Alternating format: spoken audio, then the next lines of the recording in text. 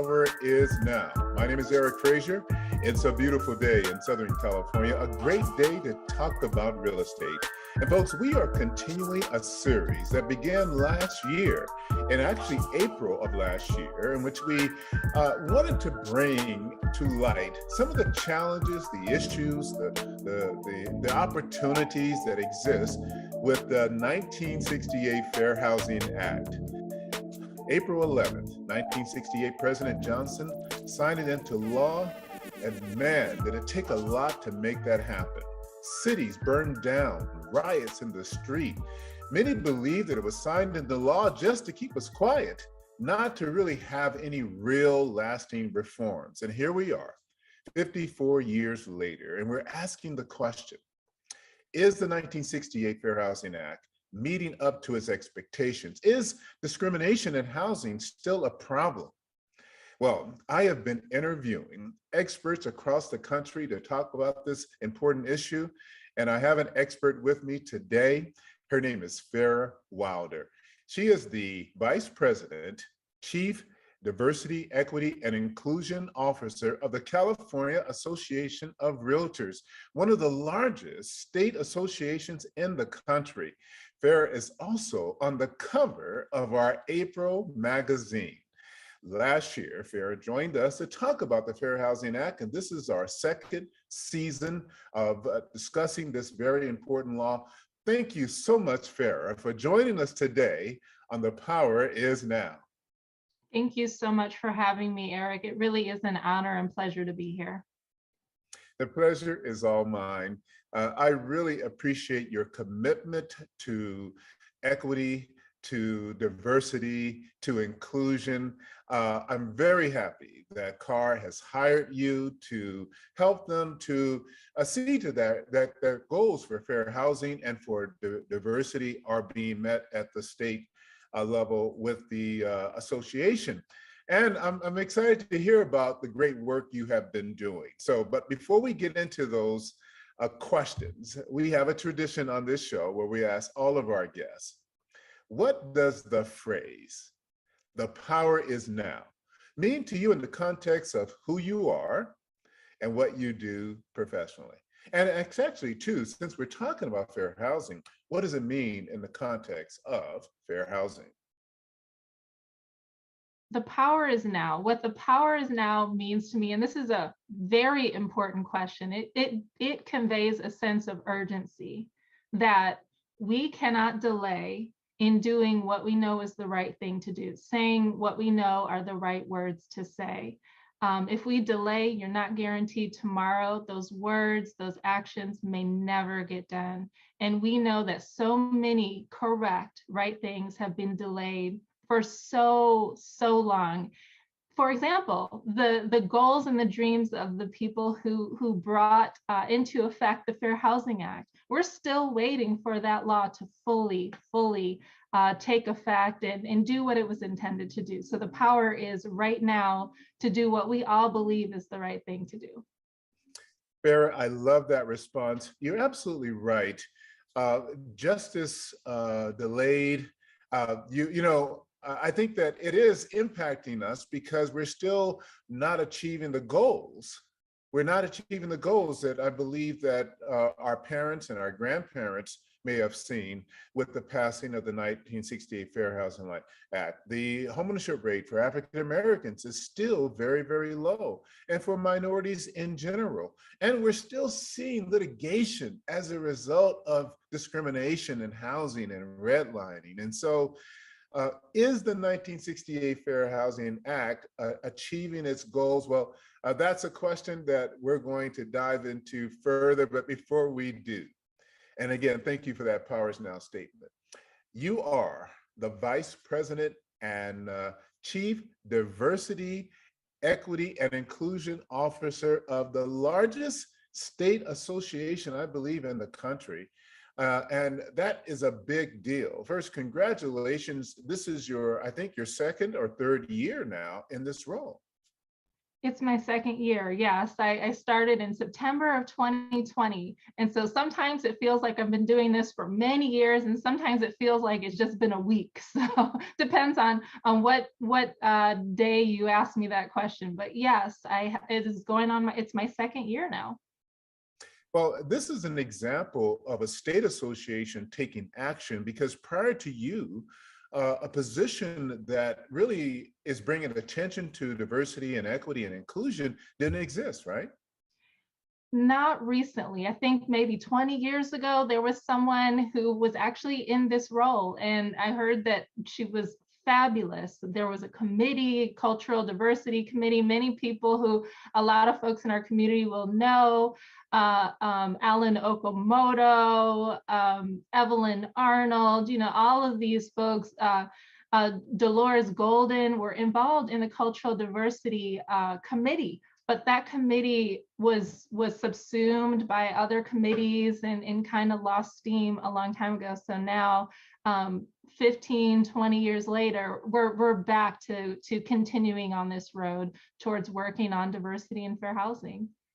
Well, having you in this role allows you to really focus the resources, both human and financial, to making, say, the goal of equity, inclusion, and diversity a reality at CAR. Can you speak to some of the goals and some of the things that you've been able to accomplish? Say the mission, if you will, of your department.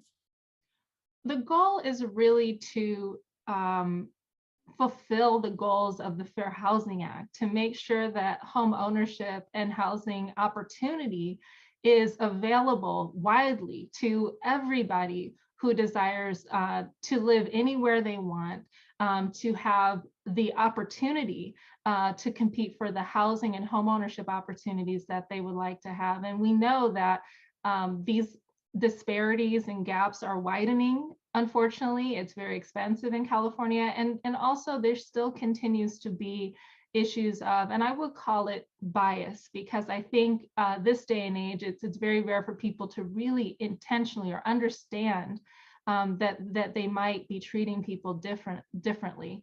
And so the goal has always been for CAR to expand homeownership opportunity, to reduce barriers, but really to bring that to every single Californian. And so that's what the goal is of this role, of what the goal is of CAR, and what I'm here to help do, because we know that there's still major barriers to housing equality. There are major barriers to housing equality, and they seem to keep happening. We're going to, again, dive into a little bit deeper into some of those issues. Can you tell us about some of the success stories that you've had so far in your role? What are some of the things you've been able to accomplish leading diversity and equity and inclusion at the organization? So I can't take sole credit for this. So this organization, first of all, hired me because of its deep commitment to diversity and fair housing. And so I have to give kudos and credit to the amazing coworkers that I have, all of the folks in government affairs that had initiated a slate of fair housing laws before I came on board. And we saw our board take decisive action to both sponsor a bill to increase fair housing training, make it mandatory to have implicit bias training for all real estate sales professionals, to continue to address the restrictive covenants, to address appraisal bias, and to address the supply and affordability issues that actually make housing opportunities so difficult for people with less generational wealth. But some of the things that also have happened since I started was that we have a greater commitment through our governance structure. So we have committees on our board for fair housing, diversity. We have a fair housing and diversity forum. We do more programming, education, training. We're revising our continuing education training to make sure that the education is more complete and engaging. We just had an amazing fair housing issue of our magazine, which has a takeaway that all real estate practitioners can can use to just, I mean, fair housing laws are not the simplest thing. In California, there are a lot of protected categories. So what we want to do, and what I'm helping to do, is make sure that our members are as prepared as possible. So I feel like I've been able to be a huge factor with education, our messaging, and also helping to co-create, because again, it's not just me, initiatives that really are advancing diversity and fair housing in our industry. And I've seen our community, not just within staff, but our realtor community and the greater California community really come along with us. And I will say that that's a success, but I think it's a success for all of us. Farah, it appears that this is more than just a job to you, because just hearing you speak about the great work that's being done, that you're leading there, this is more of a passion, and it doesn't really surprise me given your legal background in civil rights. Well, it is. I mean, I always wanted to dedicate my life's work to doing something that would expand opportunity for not, I mean, my people, but all people. So my people being women, people of color, Black people, you know, people who, for whatever reason that is based on their demographics, haven't had as much opportunity in our society, and to really help fulfill the words of our Constitution. That really was kind of my foundational thing as a civil rights attorney. And so this work really allows for me to continue to do that work, but that's just been who I was since college, you know, since childhood. So it just really brings it all together. For those of you just joining us, we're talking to Farah Wilder. She's the Vice President, Chief Diversity, Equity, and Inclusion Officer with the California Association of Realtors. And we're talking about the 1968 Fair Housing Act. And so far, we've covered her background, a little bit about what the organization is doing. And next, we're going to get into the 1968 Fair Housing Act. This is April. April is Fair Housing Month. Thank you for watching. We'll be right back right after this commercial break.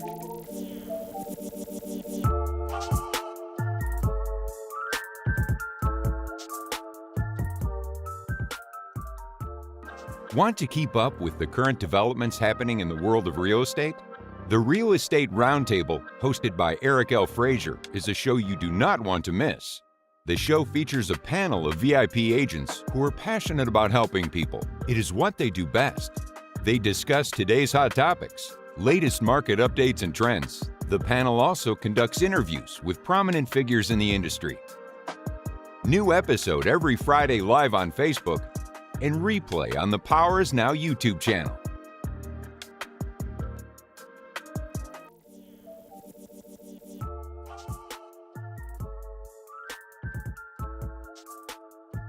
And we're back. For those of you just joining us, welcome to The Power Is Now. I'm talking to Farah Wilder. She's an extraordinary individual, a leader in our community, Vice President, Chief Diversity and Equity and Inclusion Officer. And I know, Farah, I'm messing up your title, but I'm going to get it right before this interview is over.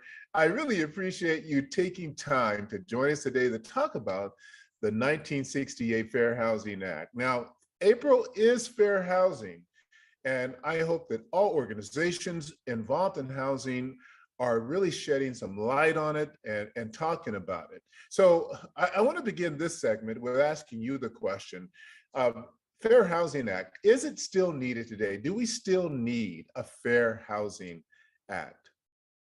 We absolutely still need a Fair Housing Act. The Fair Housing Act is just as important as it always was. And in reflecting on our Fair Housing Month, I was looking at some articles that were interviews of Vice President Walter Mondale, who was there when the Fair Housing Act was signed.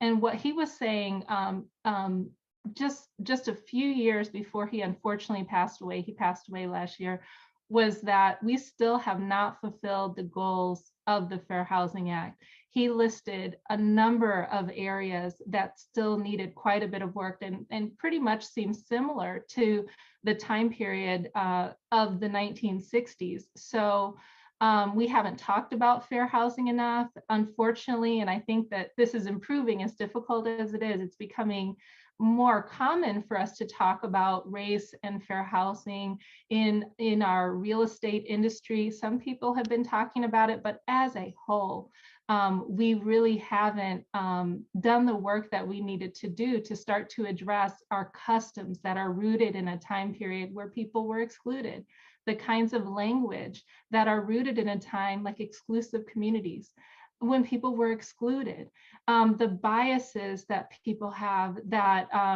we all have because that's the way our brain works, but that still continue to make us treat people differently. So in order to really meet the goals of the Fair Housing Act, we still have some work to do.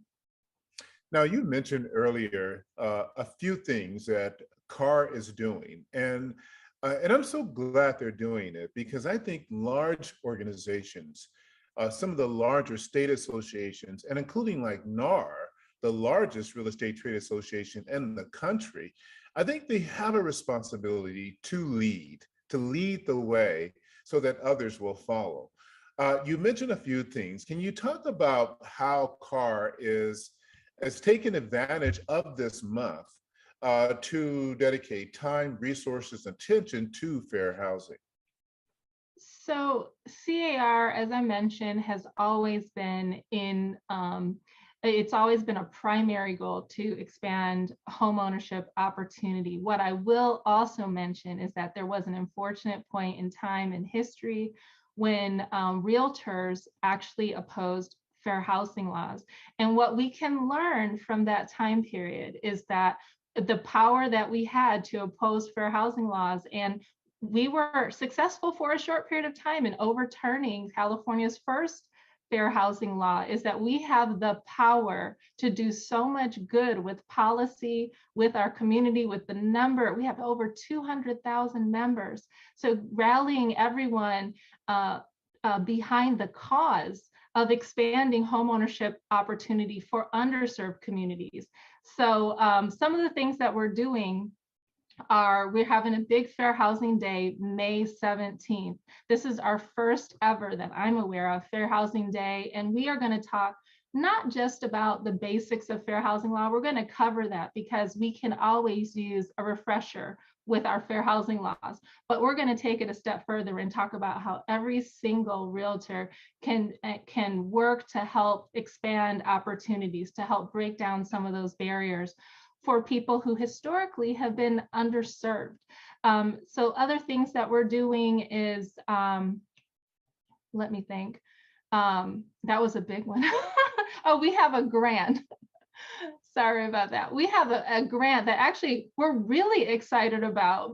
This is uncommon to use what's called a special purpose credit program. So the Equal Credit Opportunity Act in the 1970s made it legal actually to specify for specific demographic groups who were trying to address a legacy of discrimination to have loan programs and housing programs specifically for those groups. So CAR has one of those, and we just rolled it out. We're working with nonprofits across the state to give up to $10,000 in closing cost grants.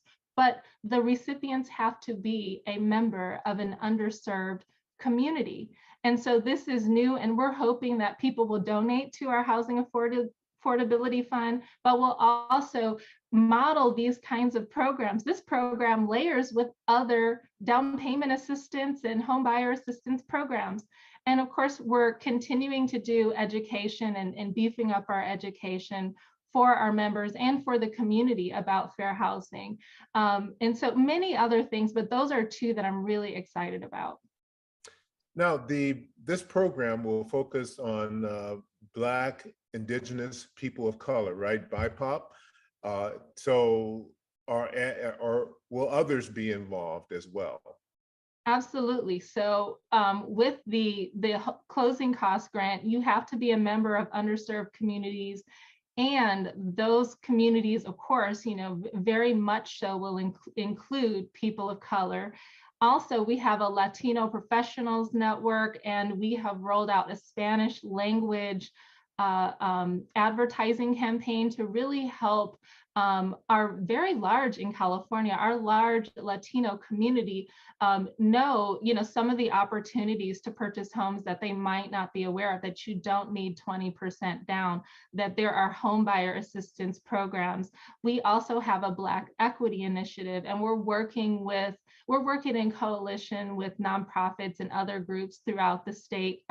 Also really supporting other efforts that have been longstanding in our state to increase Black home ownership. So we are working on multiple fronts, of course, generally with respect to fair housing and really targeting communities that have been historically underserved, and also specifically for what each of those communities might need. And we're continuing to expand this effort. This is our first year of having a diversity committee. It's our first year of having a fair housing policy committee, and we've already done so much good, and there will be more programs and more things to come. Well, Farah, I want you to know that the Powers Now is committed to housing and to homeownership, and we want to be in partnership with you and CAR to make sure that these programs are known not only to the real estate community, but to consumers, in California and even worldwide. People are coming to California, as well as people leaving because of the high cost, but many are still coming here because it is still, the land of opportunity. I want to go back to the money, show me the money. The money that's available for closing cost assistance, down payment assistance, this is sponsored by CAR, and it's in collaboration with nonprofit organizations. You mentioned $10,000. Is this money available now? If so, how does a consumer or agent get access to those funds? So people can find out about our closing cost grant by going to on.car.org/HAF close. We are working with 3 nonprofit organizations, 1 in the East Bay and 2 in Southern California, so LA area and the Inland Empire area, and we are expanding throughout the California, but that's what we have right now. And go on the website, take a look, and you will find so much information about this program that we're really excited to be providing. Farah, I'm committed to do a separate show just on this down payment assistance. So look out for that show coming soon, folks. More money to help Californians get into home ownership. Now, Farah, the Fair Housing Act was major legislation, and there are many who believe that it was only passed just to stop the rioting and the fires that were taking place in hundreds of cities across the country when it was signed into law. And then we all know Dr. King died, and that was a big, assassinated, by the way, and that was a big deal, a big reason why we believe the Fair Housing Act was passed. But it doesn't have, many believe, and I believe this as well, it doesn't have any real enforcement power. What does the Fair Housing Act mean to you as it relates to homeownership? And have you ever been a victim of discrimination? Well, I think homeownership really is the root of opportunity for so many folks. It is the foundation of building wealth, of being able to afford life's necessities, health outcomes, safety, being able to retire for some people. And when housing is not, or home ownership is not affordable or safe, then so many other things in life are impacted. And I'm sure that my family didn't have quite the same opportunities as white families, but my mom's parents were able to own a home, and my parents bought a home just outside of Detroit when I was a baby. Even though that suburb was experiencing white flight, we might not have built the same kind of equity that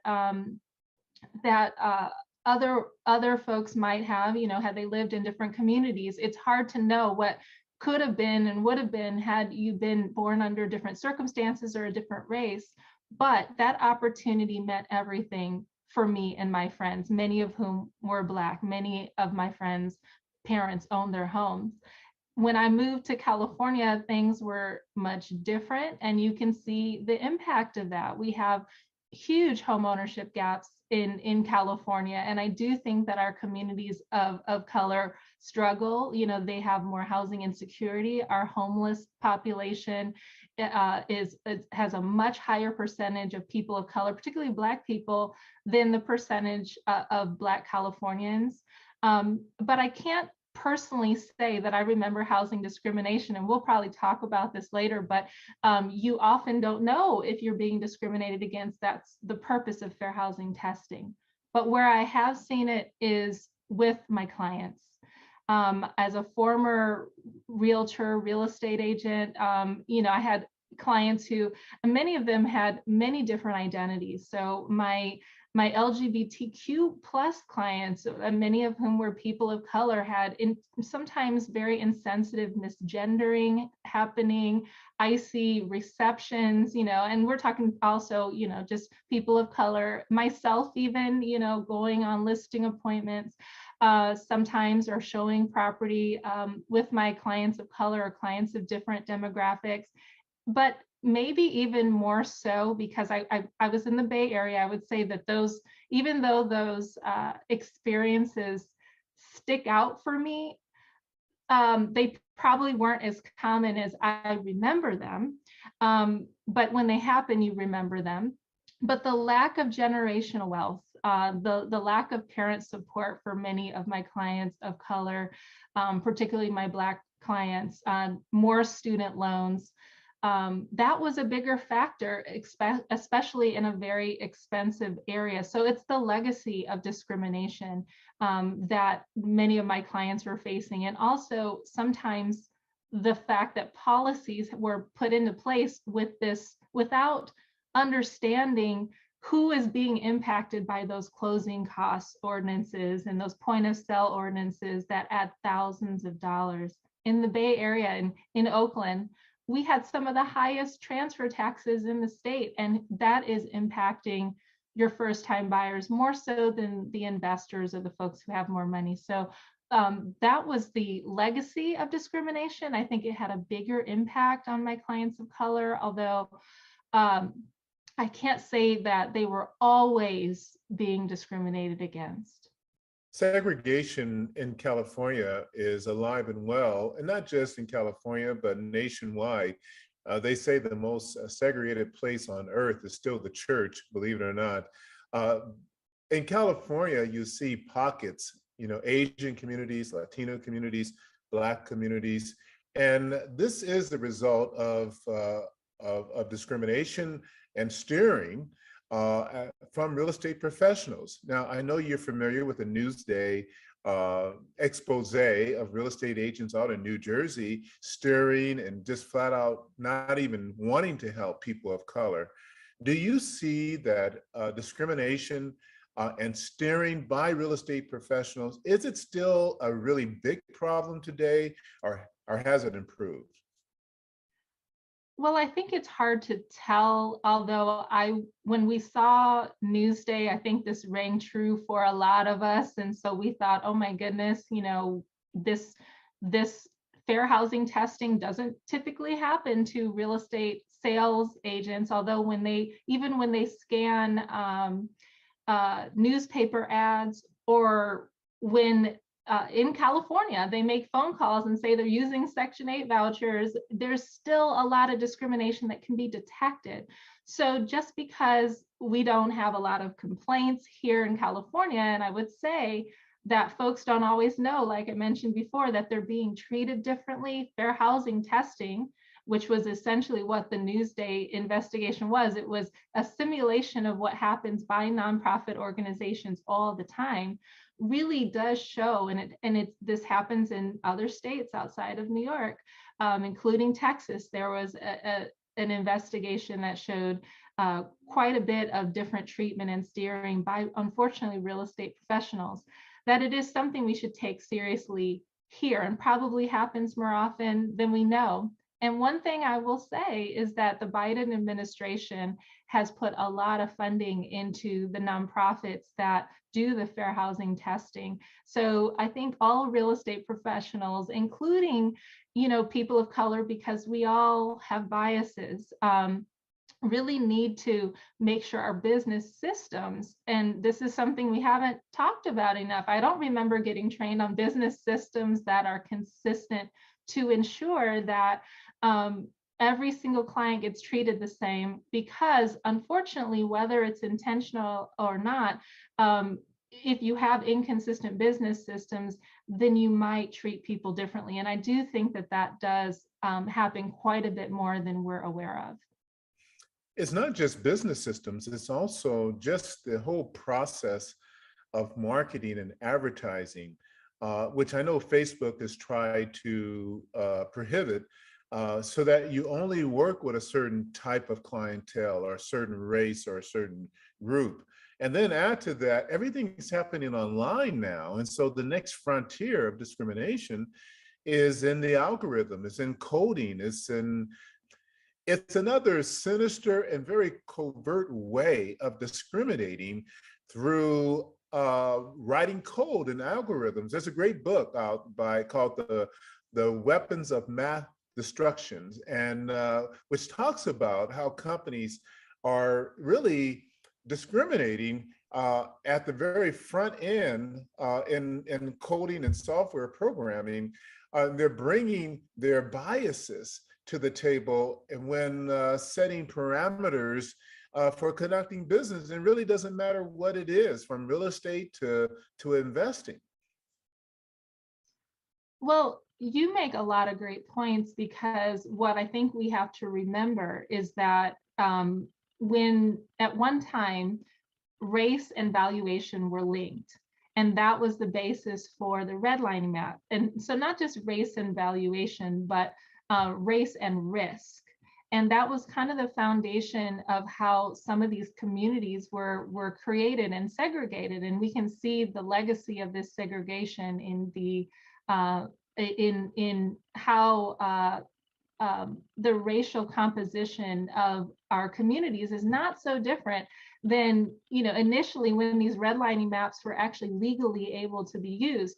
And what happens when you're talking about algorithms is that the algorithms are only as good as the data that gets used to create the algorithm. So the algorithm starts to recreate some of the biases that exist, by the humans who, input the data. And so, or even by the communities that exist. Some have higher values, some have lower, and some of that is rooted in discrimination and segregation. So I think algorithms, we talk about taking the human out of the process to try to disrupt the bias, but we also have to really look at the inputs and make sure that when we do that, that the inputs themselves aren't reflective of bias. So there still is some work to be done to make sure that the robots or the computers that are making these decisions aren't recreating this segregation and discrimination.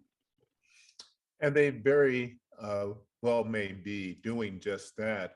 Right now, industry technology hasn't found a way to get rid of the real estate professional, but they're on the verge of getting rid of the appraiser with automated value models. And then we're already seeing that appraisers are bringing their bias to appraising property, and not, appraising property, say, for a Black family at the same rate they would for a white family. It stands to reason that those who are creating the automated value models, the algorithms by that, around those systems would reflect their own biases, the same biases that those who are actually doing their appraisals and going out and doing the inspections. And so I think this is a new frontier of discrimination, and I'm not sure what we can do about it. I think it's really important to also train all of the professionals on implicit bias that are integral and a part of the transaction, and to really talk about and think about why we have communities that are very close to each other but of different racial compositions that have different valuation, and really get to the root of these issues. As a former real estate professional, I think that appraisers bring an important value to the process. I think that they can see things that a computer never would be able to see. They're there in person with the property, and it's important that the appraisal community be diverse and be trained on bias and implicit bias. And I think this is the direction that we're starting to go in with all professionals who are involved in the transaction, not just the appraisers, not just the real estate salesperson, but the lender, the loan officer, and really thinking about kind of all the different ways that we haven't really been conscious about how bias can impact the process. Even, when in thinking about niches for real estate professionals and thinking about, how people structure their business around sometimes very affluent neighborhoods, or, maybe not necessarily making themselves aware of first-time home buyer programs, and how that can mean that your business services, may or may not really fully support everyone in the community. And I think that lenders, maybe, kind of do that unintentionally, don't realize they've done that. They do that based on historical practices, real estate professionals and appraisers. And remember that our historical practices are rooted in a time when discrimination was perfectly legal. You're absolutely right. They're rooted in that time. And, we all come from parents and grandparents who experienced racism. And so they instilled in us fear and being careful, like the conversations that parents have to have with little Black boys, and as it relates to dealing with the police. And then those who were the predators, who are actually, discriminating and creating these challenges. Well, they also have parents and great grandparents. And so this ideology, this philosophy about people, this indifference to people is really in our DNA. And we bring that bias to every aspect of our lives. And I think that, honestly, Farah, I believe we may be too late. And I say this because technology cuts both ways. It's brought tremendous efficiencies, right? The ability to manage risk with FICO scoring, right? Lenders can reduce their defaults and foreclosures to be able to lend more money, but also there's bias in FICO scoring. And so there may be many people, the uncredited as well as those with credit, who are being unintentionally locked out of access to credit because of the bias in FICO scoring. There is AVMs, and right now, AVMs are being done at a record number of appraising properties. And so although 98% of the appraisers out there are white, and we do need more diversity, the reality is that, with technology coming on so strong, the days of even needing a person go out and look at the property are almost done. I mean, in fact, there are many lenders who don't even need an appraiser to conduct an appraisal. And then we have automated underwriting, DU, and we know that there is bias in the coding and the algorithms for DU for Fannie, Freddie. And so I'm really concerned that we may be too late because of technology. What are your thoughts on that? I think that we do have, especially given the expense of becoming a homeowner, it's not an easy problem to fix. So I will say I agree with you on that, but I tend to be optimistic, and I don't think I can do this job if I didn't have hope and optimism. And what I've seen in just a short amount of time, the number of people who are working on this, the conversations that we're having that we weren't having before. And we're at the beginning of starting to have these conversations, and they're difficult. And sometimes you see someone not willing to have the conversation, becoming willing to have the conversation later.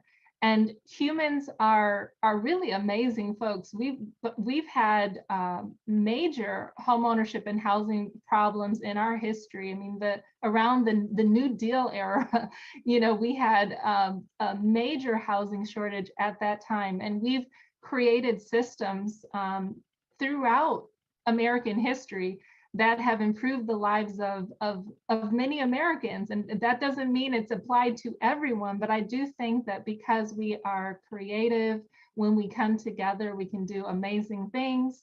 Who says that we can do hard things, like Glennon Doyle says?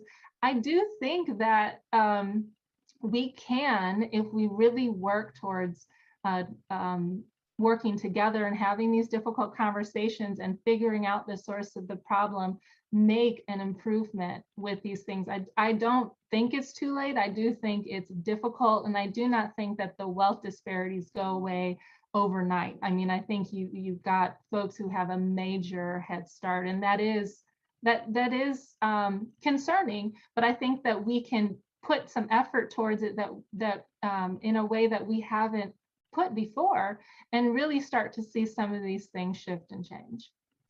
Well, and I think it starts with leadership, right? And conversations, and the work that you and Carr are doing to first just bring about an understanding, more training, understand unconscious bias. I mean, that's where it really where it starts, with the hearts and minds, right, of those who are in the game, from loan officers to real estate professionals, changing hearts and minds. And I wonder sometimes whether or not education is enough.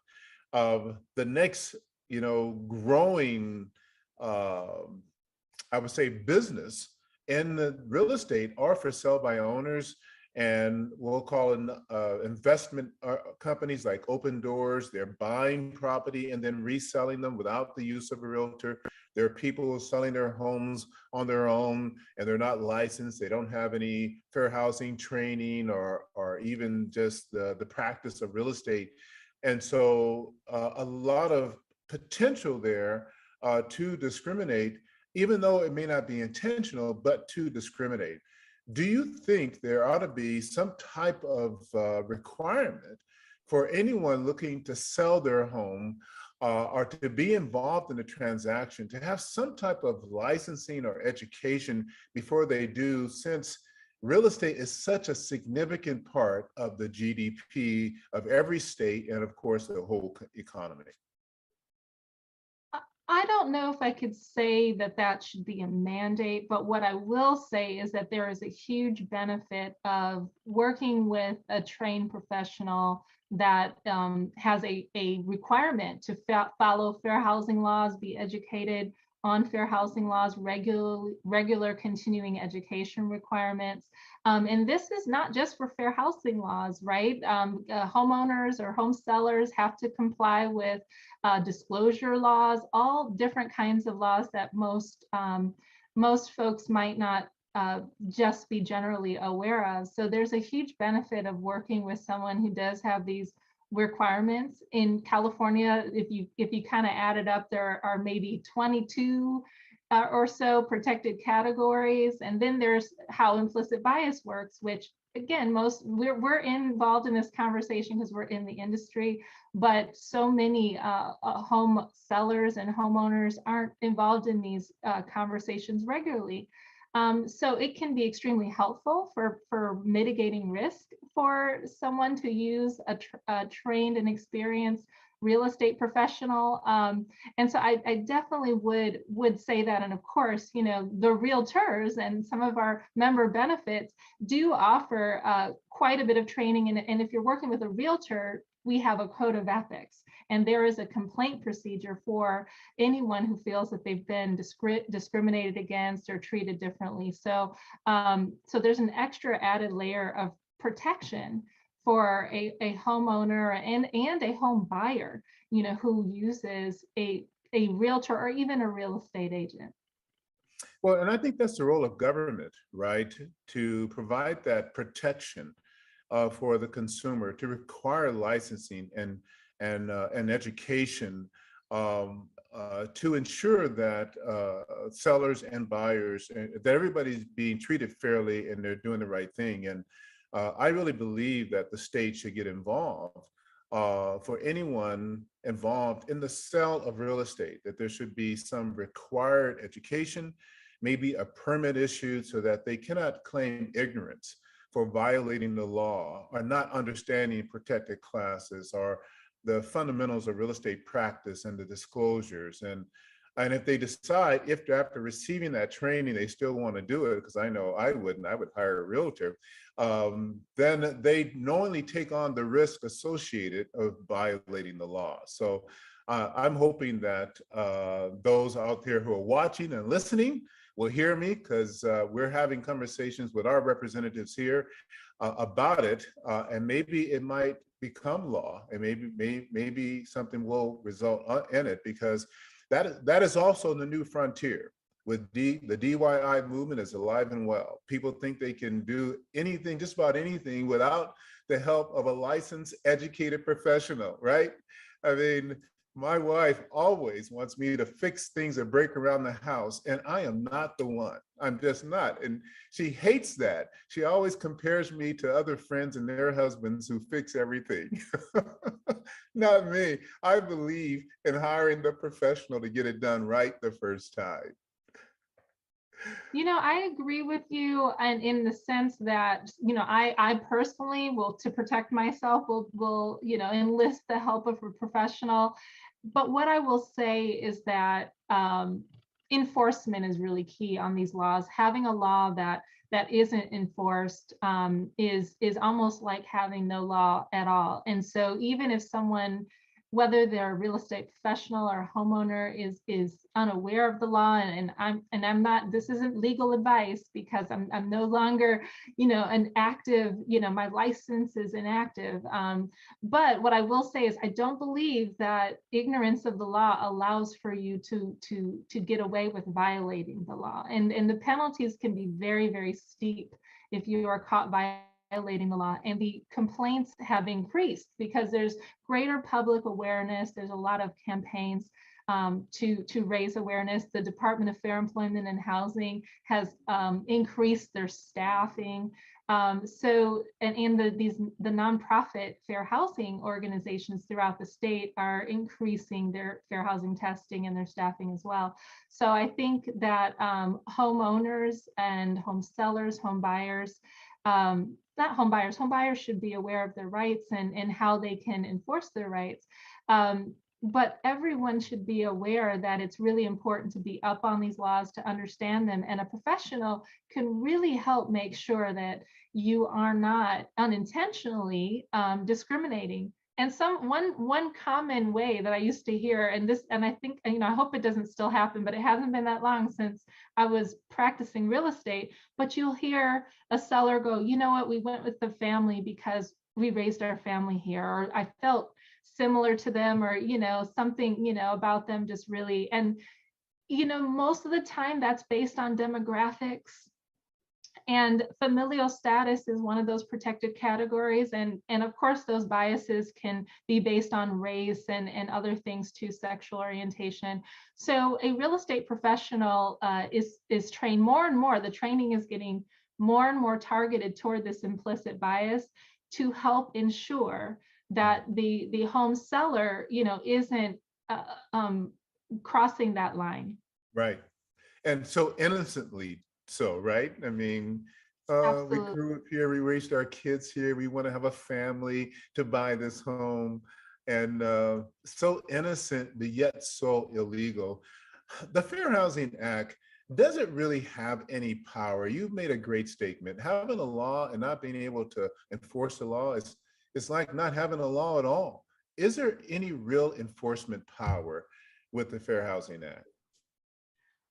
There is, and one thing that I think is really interesting to know is that the federal government has had a fair housing testing program for at least 30 years. And so the Fair Housing Act, and what you'll hear is that most of the complaints are based on disability, and disability discrimination can sometimes be easy to spot because a lot of times it's about whether or not you received an accommodation.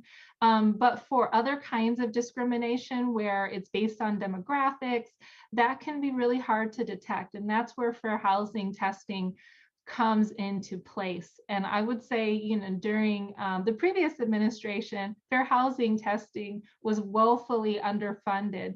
And the Biden administration has increased funding for fair housing testing. Fair housing testing is critical to understanding some of those invisible ways where you call up and someone says, we don't have that available, or you call a real estate salesperson and they go through one process with you, or they show you some neighborhoods, but not all of them, and then someone else gets treated differently. That testing can really be critical to helping to make sure that the Fair Housing Act is enforced. So it does have the ability to have quite a bit of impact and effect. And I still think that we're still working on ways policy-wise to improve how the Fair Housing Act is enforced. Farah, I really appreciate your time today. And I know these have been some tough questions, but you've done a great job in helping to understand fair housing. And especially, you are a great ambassador for the California Association of Realtors and their efforts to bring about equity, inclusion, diversity, because we do need it. I think ultimately, to change the hearts and minds of real estate professionals and lenders out there, we have to come together and get to know each other. Because a lot of it just has to do with that, a distrust and a lack of understanding, cultural awareness, a lack of cultural sensitivities, and just understanding each other and knowing that ultimately we're from one man and woman, Adam and Eve. We all bleed the same way, and we're just human beings wanting to own a home and to provide for our family. Why can't we just all get along, right? Any final comments as we let you get back to the great work you're doing about fair housing? And again, thank you so much for being on the show today. Well, it's an honor to be here, and I'm glad I'm here for a second time, and I hope this is the second of many more visits to your show. I've always enjoyed chatting with you. We could chat for a lot longer, but I'll give you my final thoughts. I feel like, so between what you're doing, because you're a fierce advocate for fair housing and for expanded home ownership opportunity in the Black community and within all communities, and myself and so many others are doing this work, I feel like we're continuing the work that the civil rights leaders of the 60s and before were doing. I feel like we're standing on some incredible shoulders, and we're not doing this out of habit. We're not doing it because we just like doing these things. We're doing it because we haven't come as far as they thought we should have, and that we know we could have, given how long these fair housing laws have been into place. Now, the next steps are more nuanced. You mentioned algorithms. They probably hadn't even thought about algorithms. We have big affordability and supply issues that just make it so much more difficult for people with less generational wealth. So the next frontier is to really find ways to open access to homeownership to so many who feel shut out, and to not give up simply because it seems like it's too expensive, not to just focus on rentals or other vehicles that actually end up creating a two-tiered system where folks who got in early are building wealth and continuing to provide for future generations, and others are locked out of that. So I would say, let's not give up. I know I'm not giving up, and I know you continue with the fight, and everybody listening should really do whatever you can, get education, start to get involved in policy work, learn about down payment assistance programs, so that we can really start to make a difference, if only for the folks who worked so hard and lost their lives over this struggle. Farah Wilder, Vice President, Chief Diversity, Equity, and Inclusion Officer for the California Association of Realtors. Thank you so much for your time today. Thank you so much, Eric. It was a great being here. Well, there you have it, folks. Another great episode of our 1968 Fair Housing series. And Farah Wilder, she's incredible. I love the work that she's doing. And she has really been inspiring today to hear her just talk about all the issues and the great work that CAR is doing. And so my hat's off to the leadership at the California Association of Realtors for taking the lead and for bringing on a diversity officer like Farah Wilder and just doing the great work they're doing to help promote fair housing. Now, folks, if you have been watching, please let us know what you think about these interviews. Share the information on your social media websites. Like us on Facebook, follow us on Twitter.